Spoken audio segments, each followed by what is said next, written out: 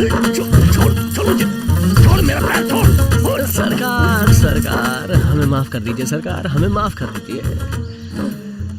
कहाँ आप, कहाँ हम? आप बेताल हैं और हम पाताल हैं। इस बार अगर आप बड़ा दिल रख के हमें माफ कर देंगे सरकार, तो अगली बार हम लंबी कतार में खड़े होके आपका पूरा कर चुका देंगे। मगधीरा, हमें जो कर भरना है ये रहा।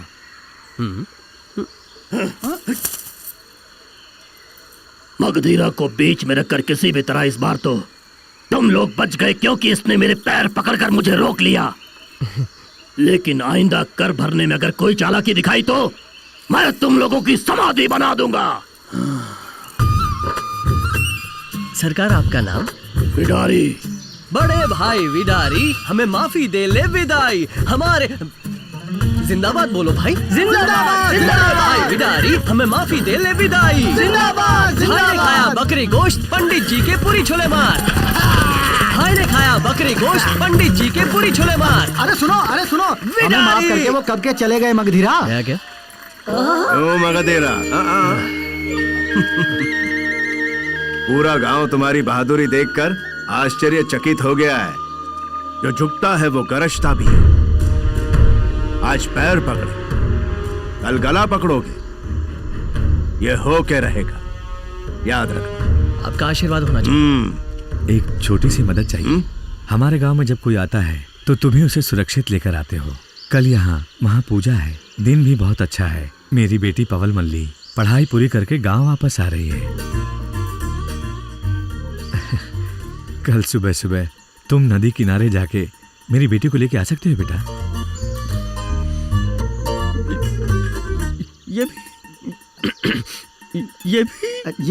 ये भी मेरा ही कर्तव्य है, यही कहने वाला है ना भाई।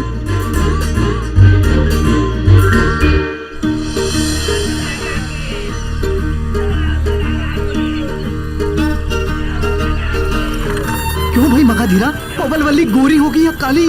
अरे हरी होगी, चुपचाप चलो।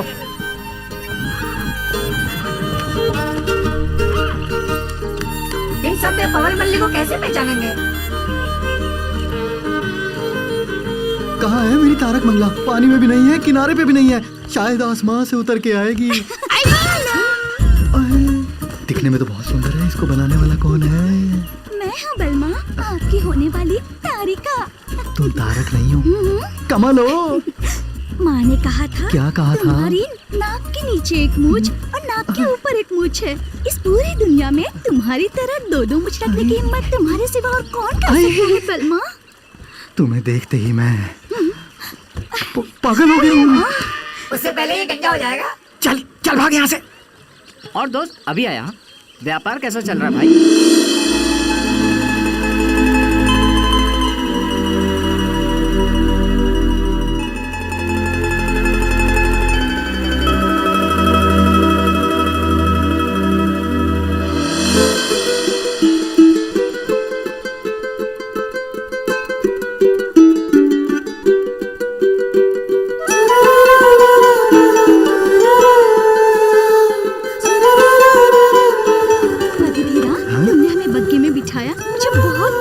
अभी देखो आगे आगे होता क्या है।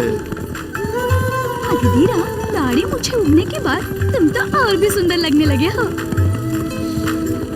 तुम्हारी मूछें नहीं आई है, इसका मतलब तुम बदली नहीं हो क्या? वैसे मुझे बोलना तो नहीं चाहिए। भगवान की बनी हुई एक रचना हो और उस पर ये साड़ी। ज्यादा बोलेगा तो मैं तेरा खून कर दूंगा। ठीक है, जाने दो। और बताओ, गांव में सब कैसा है? सब बहुत अच्छा चल रहा है। कल ही हमारे मगधीरा ने वेतार के पैर पकड़े और उससे विनती की और भाग्यनगर को बचा लिया है ना? क्या पैर पकड़ के गांव को बचाया? अरे भांडा फोड़ दिया। भाग्यनगर की बेटी हो कहते हुए शर्म आ रही है मुझे। दो रंगी, ये सब बताना बेकार है, ये समझेंगी नहीं। क्यों नहीं समझूंगी? हमारे गांव में मूंछों वाला मर्द नहीं है क्या?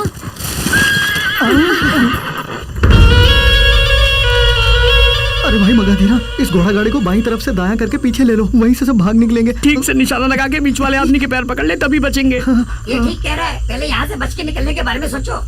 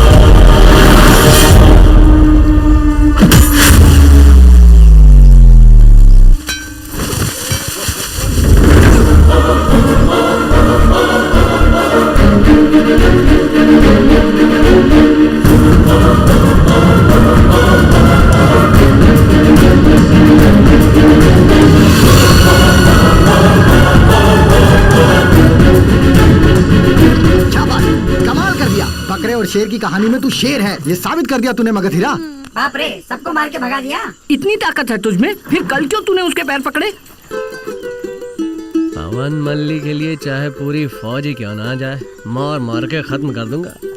लेकिन वहाँ गांव में सब लोग हमारे भरोसे बैठे हैं, थोड़ा बहुत तो झुकना ही पड़ता है। वीरता का दूसरा नाम है सहन शक्ति। उसको अगर कोई डरपोक का नाम देता है तो मैं क्या कर सकता हूँ। अब बात यह है कि भाग्यनगर की बेटी होने पर शर्माने की कोई जरूरत नहीं है। मूंछों वाले आदमी वहाँ भी है। अब चलो ना यार, इंतजार की घड़ियां खत्म हुई तारिका। अब हमारी शादी की तैयारियां बड़े जोश में करेंगे और सब कुछ झटपट निपटा लेंगे। माँ, आओ बेटी। अच्छी हो माँ। पिताजी, माँ रास्ते में बड़ी मुसीबत आई, लेकिन मगधीरा ने हमें बचा लिया। हम तुम्हारे शुक्रगुजार हैं बेटा। ये तो मेरा कर्तव्य है। आप पिताजी।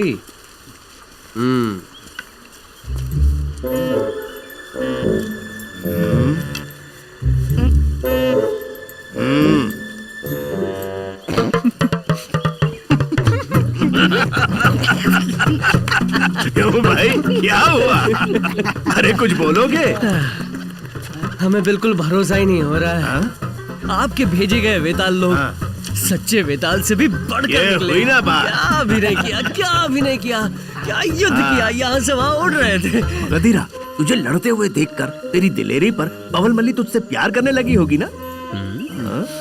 प्यार तो करना ही चाहिए। बिल्कुल करेगी, नहीं तो एक और बेताल के साथ लड़ाई की तैयारी कर लेंगे। ये बताओ आगे क्या सोच रहे हो? उत्तर पूजा।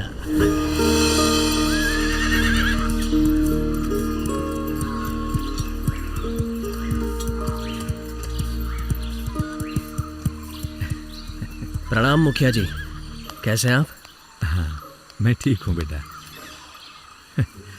वैसे आज ठंड बहुत ज्यादा है। बिल्कुल, इसीलिए तो इस ठंड का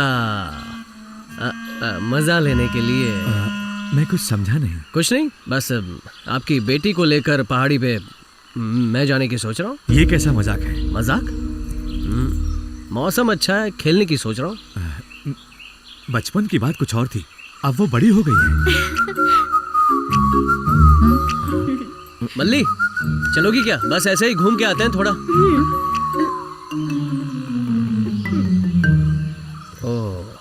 सुनो बेटा, अब तुम जाओ यहाँ से, समय बर्बाद मत करो। मेरी बेटी हद पार करके एक कदम भी बाहर नहीं रखेगी, समझे तुम? ओ सुनिए, उधर देखिए ना। क्या है ये? अब पिता की बात का क्या मान रह गया? मैंने कब पिताजी की बात टाली है माँ? तभी तो दरवाजे से एक कदम आगे नहीं बढ़ाया, पीछे से आई हूँ। चलो माँ। पवन मल्ली